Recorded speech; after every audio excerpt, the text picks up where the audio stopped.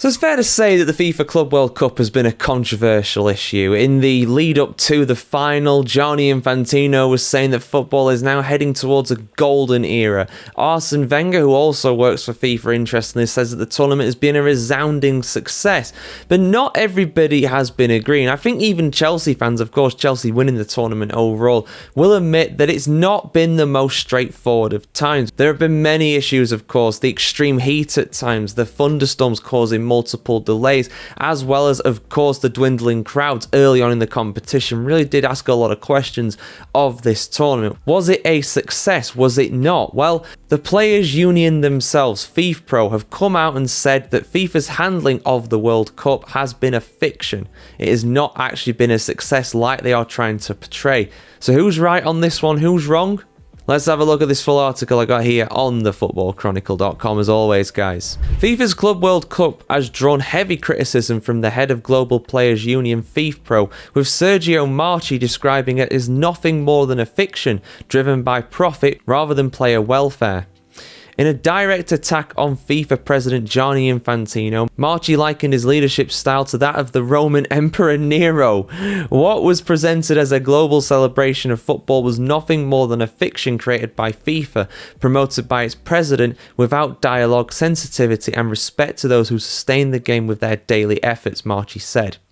The criticism lands in the wake of BBC Sport revealing that FIFPRO was left out of a pre-final meeting on player health at the Club World Cup. Representatives from other unions were invited, but the players were not at the table, which... very terrible when you think about it. Last year, FIFPRO filed a legal complaint against FIFA, arguing that the governing body had overstepped by unilaterally expanding the tournament and worsening fixture congestion as a result.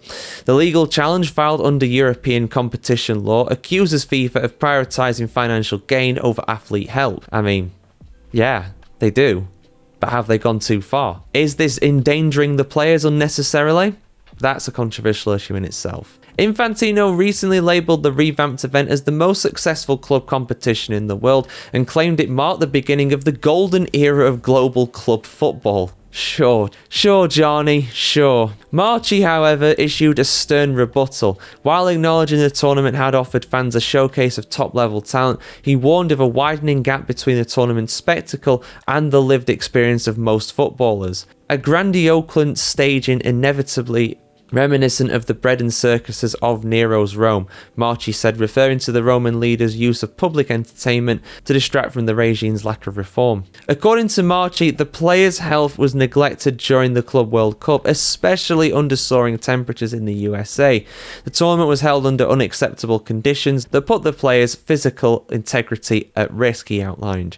He argued that FIFPRO had long been warning about overloaded schedules and restricted recovery periods, and said that FIFA continued to act unilaterally and authoritarian without proper consultation with the Global Players Union.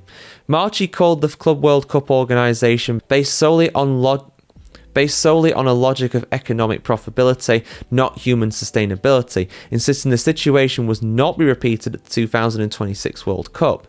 FIFA has maintained that revenue from the competition will be redistributed to both participating and non-participating clubs. How's that going to work? How are people that weren't even there going to get money? Surely they're not going to get as much as those that were there. Strange. It has also noted that several players and coaches showed support for the revamped structure. On rest guidelines, FIFA claimed there was a general agreement on scheduling changes, including ensuring 72 hours between matches and a minimum 21-day recovery gap post-season. An improvement, though, still short of what FIFPRO had been pushing for. FIFA has been contacted for comment. I doubt they will give one, to be honest, but we'll see. Yeah, I mean, look, like I said, from a money point of view, big success. A lot of money generated, a lot of eyeballs on the tournament. I said that in my kind of reaction video to it. I think it was when Arsene Wenger said what he had to say about the tournament. Totally unbiased opinion there, of course. Arsene Wenger, of course, working for FIFA just like Gianni Infantino. So you can totally trust them, definitely, without a doubt. But was the tournament a success from an entertainment point of view? Debatable. Would I have paid for it if I had to pay for it and it wasn't free on DAZN? No.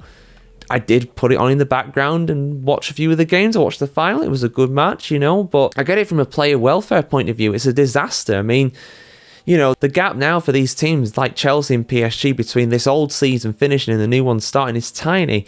And yeah, the clubs are as bad as one another when it comes to this. Even the teams that weren't involved in this tournament, like Manchester United, they went on a post-season tour of Asia.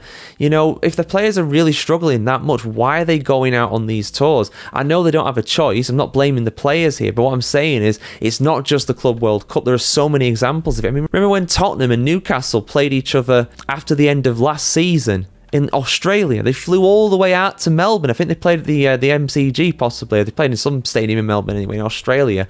Half a world away. I mean, yeah, they played like reserve sides. They didn't play the top teams, but why are you going and doing that? If you're really that tired, if the players are really struggling that much, how is this being allowed? It's a big problem, really. And I feel like we're going to reach a point where it just goes too far and the injuries get so bad that a lot of players are just unable to... I mean, they're going to get careers ruined and all sorts. Anyway, I'm going on tangents here. What I'm saying is I feel like there's only so far they can push this. There's only so far that they can harvest the golden goose before they kill it, to use that expression. So, guys, your thoughts in the comments below. Was the Club World Cup a success, or was it very much papering over the cracks of what the tournament really is in the eyes of some people, and that is just nothing more than a glorified pre-season friendly tournament? You get your say in the comments below, guys. Like, share, comment, subscribe as always, and have a fantastic day around the world today, and we'll see you very soon.